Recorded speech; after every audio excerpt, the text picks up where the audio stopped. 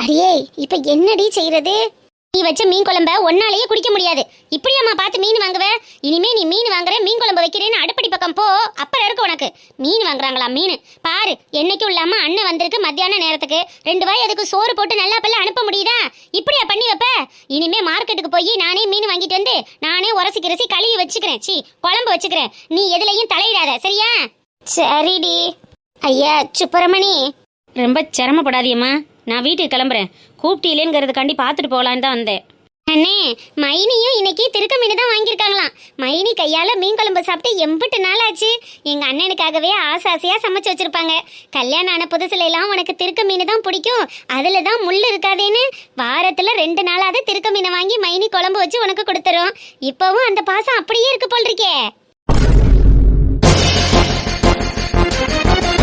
ஆனா என்னத்த வேணா சொல்லுனே, மைனி கையால மீன் குழம்பு சாப்பிட்றதுக்குன்னு ஒரு குடுப்பன் இருக்கணும்ல.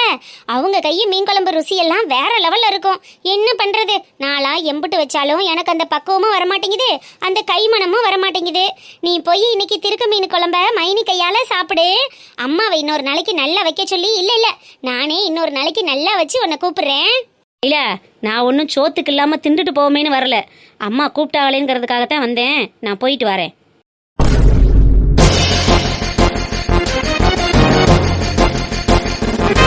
குப்பம்மா, அடி குப்பம்மா. எங்க அலமா ஆளை காணா? காலிங் பெல் இருந்துச்சுன்னா அடிச்சு விடு. இந்த காலிங்க பெல்லும் எங்க இருக்குன்னு தெரியலையே. குப்பம்மா, அடியாளா? ஏட்டி அலமேலு, வா வா வா வா.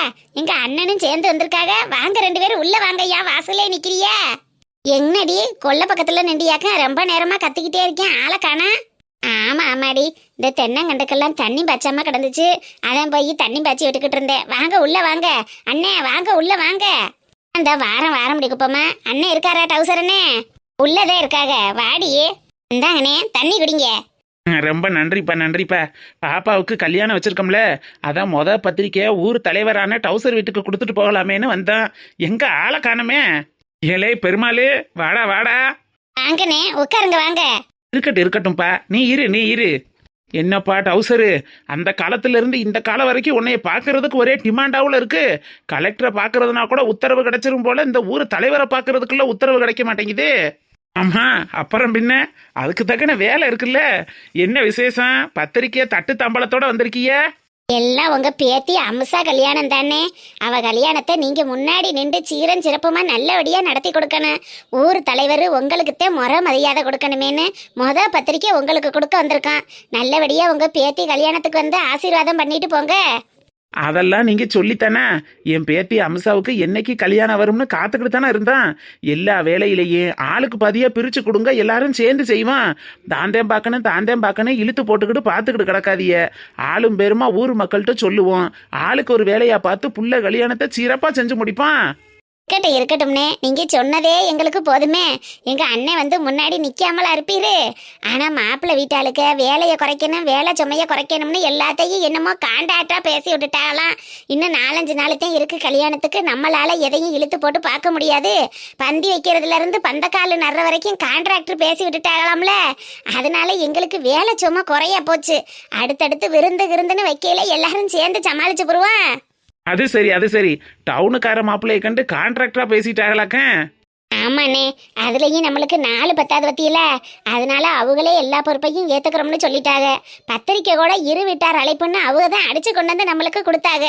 உங்கள்கிட்ட கொடுத்துட்டு அடுத்து நம்ம சொந்த வந்ததுக்கெல்லாம் கொடுக்கணுமேனு பத்திரிக்கை உங்களுக்கு கொண்டுட்டு வந்திருக்கேன். நல்லபடியா நீங்களும் நம்ம குப்பமாவும் ஒன்னா நின்று பத்திரிக்கையை வாங்கிக்கிட்டு சந்தோஷமா வந்து கல்யாணத்துல ஆசீர்வாதம் பண்ணிட்டு போகணும். அடியே, அதான் இப்படி தூரம் சொல்றாங்கல்ல, அப்புறம் அங்கேயே நின்று வேடிக்கை பார்த்துக்கிட்டு இருக்க. வா வந்து பத்திரிக்கையை வாங்கிக்க. அப்புறம் பின்ன தாராளமா இந்த வாரேன். வாலிபங்களோடும் வயதாக கூடும். ஆனா நீ வீட்டுல வச்சது ஒரு இடம், தேர்றது ஒரு இடமால இருக்கேன். ஒரு பொருளை ஒரு இடத்துல வச்சோம், ஒரு இடத்துல எடுத்தோம்னு இருக்க மாட்டாளுங்க. என்னத்த சொல்ல, இருக்க இன்னும் சின்ன பிள்ளைகளா. மத்து கட்டையை இப்ப எங்க வச்சோம்னு தெரியலையே. எங்கிட்டு போய் தேர்றது? என்ன பொம்பளை பிள்ளைகளா இருக்காளுங்க அவளுக. யாரு தாதி சிறும சத்தம்? அன்னைக்கிளி தண்ணி தண்ணி குடிக்க வேணும்.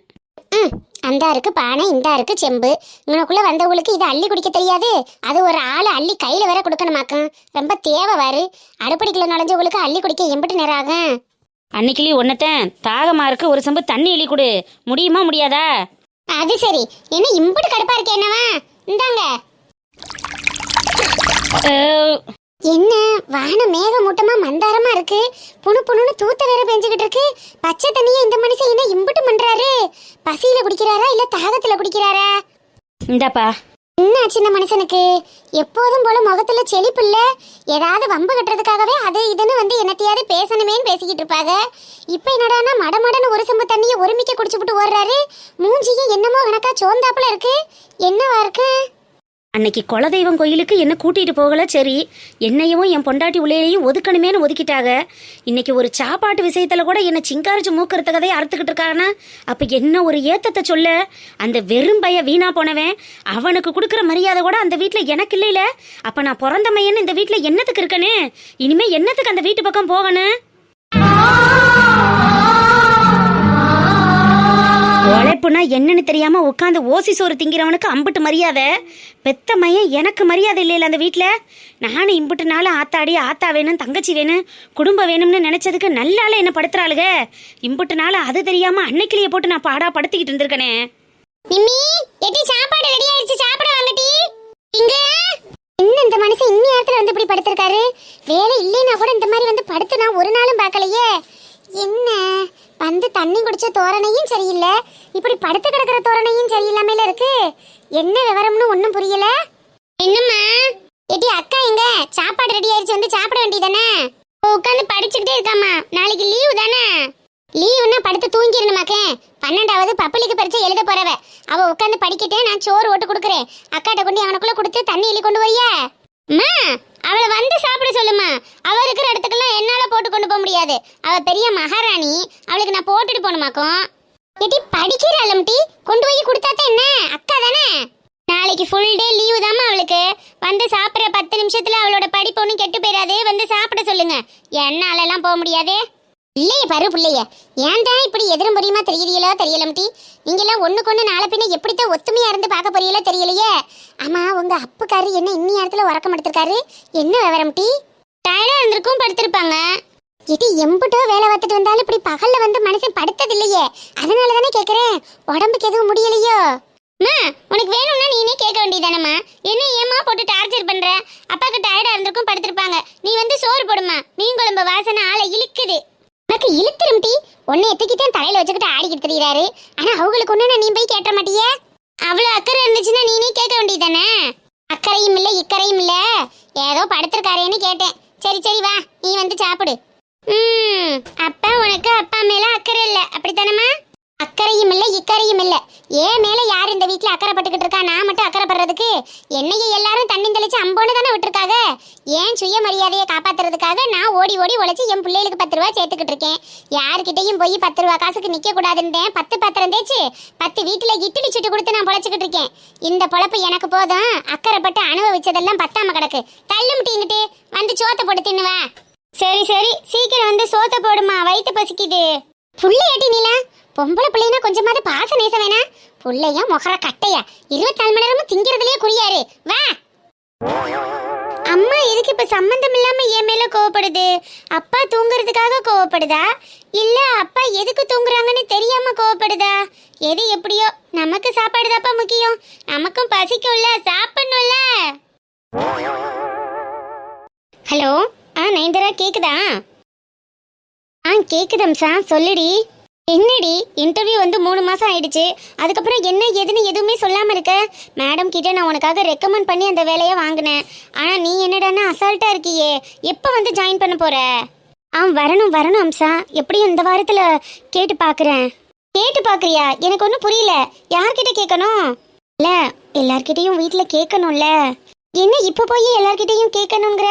அப்ப இன்டர்வியூ வரும்போது யார்கிட்டையும் சொல்லிட்டு வரலையா? இல்லடி, நான் முன்னாடியே எல்லார்கிட்டையும் கேட்டேன்.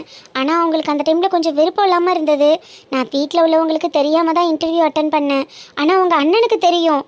இப்போ போய் அவர்கிட்ட கேட்டு எப்படி வீட்டில் உள்ளவங்களை கன்வின்ஸ் பண்ணுறதுன்னு எனக்கு ஒன்றுமே புரியல. அதான் அப்படியே பதட்டமாகவே இருக்குது. ஆனால் இந்த வாரத்தில் நான் கண்டிப்பாக சொல்லிடுவேண்டி. என்ன நயன்தாரா சொல்கிற? வீட்டில் உள்ளவங்க கிட்ட சொல்லாமல் எப்படி வேலைக்கு வர முடியும்? இன்டர்வியூ வரும்போதே நீ இதெல்லாம் சொல்லியிருக்கலாம்லடி. நானாவது அண்ணன்கிட்ட பேசி கன்வின்ஸ் பண்ணியிருப்பேன்ல. நான் வேணும்னா ஜீவா கிட்ட சொல்லி அண்ணன்கிட்ட பேச சொல்லட்டுமா? இல்லை வேண்டாம், அண்ணன்கிட்டலாம் ஒன்றும் சொல்ல வேண்டாம். நானே பேசி பார்க்குறேன். சரி நயன்தாரா, அப்போ நீ வீட்லேயும் அண்ணன்கிட்டையும் பேசி கன்ஃபார்ம் பண்ணிவிட்டு எப்படியும் எனக்கு ஒரு 2 டேஸில் சொல்லிடுடி. அதுக்கப்புறம் கல்யாணத்துக்கு நான் எப்படியும் ஒரு 10 டேஸாவது லீவ் எடுக்கிறது மாதிரி இருக்கும். அந்த டைமில் உனக்காக என்னால் ரெக்கமெண்ட் பண்ண முடியாது. உனக்காக வேக்கன் மட்டும்தான் இப்போ இருந்துகிட்ருக்கு. அந்த இடத்துல வேறு யாரையும் சேர்த்தாலும் சேர்த்துருவாங்க. அதில் நான் வீட்டில் இருக்கிற டைமில் சேர்த்தாங்கன்னா ஒன்றுமே பண்ண முடியாது. அதுக்காக தான் உன்கிட்ட திரும்ப திரும்ப சொல்கிறேன்.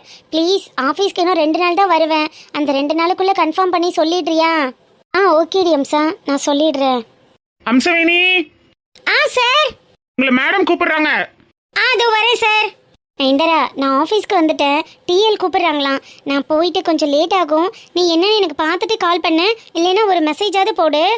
ஓகேடி, நீ வேலையை பாரு, நான் வைக்கிறேன். வாலு வாலு, என்னம்மா அயன் பண்ண துணியெல்லாம் பெட்லயே வச்சுட்டு உட்காந்துருக்க? எடுத்து வைக்கலையா? என்ன அயன் பாக்ஸ் பெட்லயே இருக்கு? சூடாது இருக்க போகுது. இல்லைங்க, சூடெல்லாம் இல்லை, நான் அப்போவே அயன் பண்ணிட்டேன்.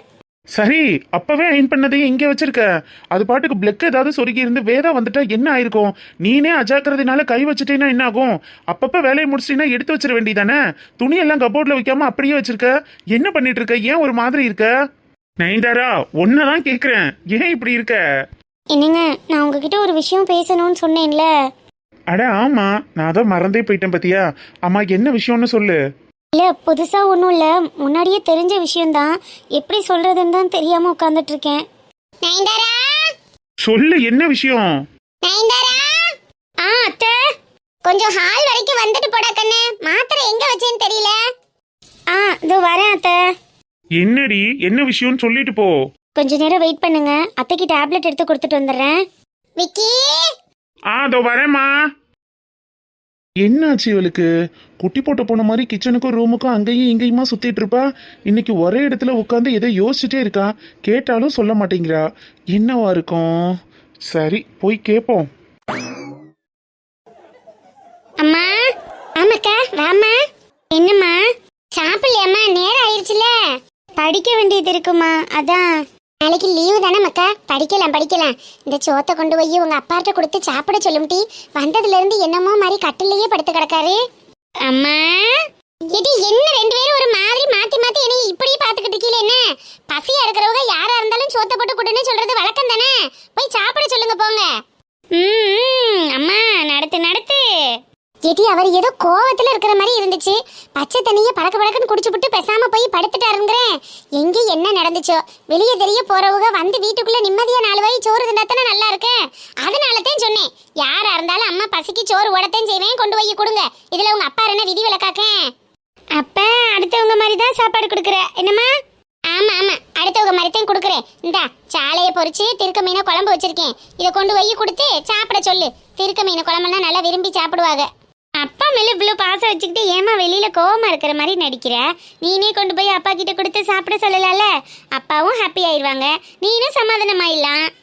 பசிக்கிட்டே கொண்டு போய் சாப்பாடு கொடுக்க சொன்னேன், சமாதானம் ஆகுறதுக்கு ஒன்றும் கொடுக்க சொல்லல. போங்கடினா போங்க, சும்மா கிளாஸ் கேள்வியெல்லாம் கேட்டுக்கிட்டு தெரியாதியே. சரிம்மா சரி, அதுக்கே என்கிட்ட கோவப்படுற, நான் கொண்டு போய் கொடுக்குறேன். கொடுத்துக்கிட்டு உடனே வந்துடாதம் டி, பக்கத்திலே இருந்து சாப்பிட சொல்லு. சரிம்மா, ஆனா ஏதாவது கேட்டா மட்டும் கோவன்ப. ஓகே, நீ நடத்து. மொகரைய பாரு, மொகரைய பொடி கொண்டுட்டு போ. காலில் ஒரு முள்ளு தச்சா கண்ணு கலங்குது கண்ணில். அப்பா.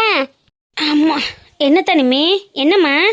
சாப்பிடுங்கப்பா, சாப்பாடு கொண்டுட்டு வந்திருக்கேன். இல்லத்தா, அப்பாவுக்கு பசி இல்ல, நீ சாப்பிடு. ஏன்பா நேரத்துல படுத்திருக்கீங்க? உடம்பு எதுவும் சரியில்லையா? இல்லத்தா, அதெல்லாம் ஒண்ணுமில்ல. அப்பாவுக்கு என்ன செய்யுது? அதெல்லாம் நல்லா தாம்மா இருக்கேன். இல்ல, பகல்ல படுக்க மாட்டீங்கல்ல, இந்த நேரத்துல படுக்கவும் அம்மா எதுவும் பிரச்சனையா இருக்குமோன்னு பயந்துட்டாங்க, அதான்ப்பா கேட்டேன். என்ன நிமி சொல்ற? அம்மாவா கேட்டா? ஆமாப்பா, நீங்க ஏதாவது கோவமா இருந்தாலோ இல்ல ஏதாவது மனசு கஷ்டமா இருந்தாலோ தானே பகல்ல வந்து படிப்பீங்க. அதனாலதான் அம்மா என்ன ஏதுன்னு கேட்டுட்டு அப்படியே இந்த சாப்பாடையும் கொடுத்துட்டு வர சொன்னாங்க. நெசமாவா நிம்மி? அம்மாவை கேட்டுட்டு வர சொன்னா? ஆமாப்பா, நான் பொய் சொல்ல மாட்டேன்னு உங்களுக்கு தெரியும்ல. நான் செய்த பாவம் என்னோடு போகும். அம்மா உங்களுக்கு பிடிக்க மீன் தான் திருக்க மீன் வாங்கி குழம்பு வச்சு சால மீனை பொரிச்சு வச்சிருக்காங்கப்பா, சாப்பிடுங்க. என்னப்பா கேளுங்க. அப்பா எதுவும் தப்பு பண்றனாடா? ஏன்பா அப்படிலாம் கேட்குறீங்க? என் அப்பா எனக்கு ஹீரோ மாதிரி. ஹீரோ எப்போதுமே எந்த படத்துலையும் தப்பே பண்ணதில்லைல, எல்லாருக்கும் முன் உதாரணமாக தான் இருந்திருக்காங்க. என் அப்பாவும் அப்படிதான், எல்லா அப்பாங்களுக்கும் ரோல் மாடலா, எல்லா ஹஸ்பண்டுக்கும் ரோல் மாடலா அப்படி தான் எங்கள் அப்பா இருந்திருக்காங்க. எந்த விதத்துலேயும் எங்கள் அப்பா எந்த இடத்துலையும் குறைஞ்சதே இல்லைப்பா. நீங்கள் என் ஹீரோப்பா.